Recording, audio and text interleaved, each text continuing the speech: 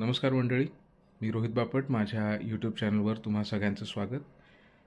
मित्रांनो, आज 11 जुलै तुमचे माझे सगळ्यांचे लाडके सुहास शिरवळकर अर्थातच सुशी यांचा आज स्मृतिदिन.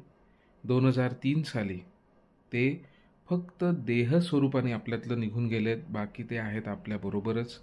त्यांच्या प्रत्येक पुस्तकाच्या, प्रत्येक कादंबरीच्या आणि कथेच्या अक्षरातून ते आजही आपल्याबरोबर आहेत.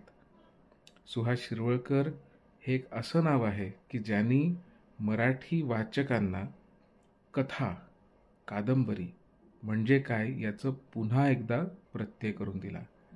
मित्रांनो, तुमची सुशींची सगळ्यात आवडती कथा किंवा कादंबरी कोणती आहे या कॉमेंटमध्ये मला जरूर कळवा. धन्यवाद.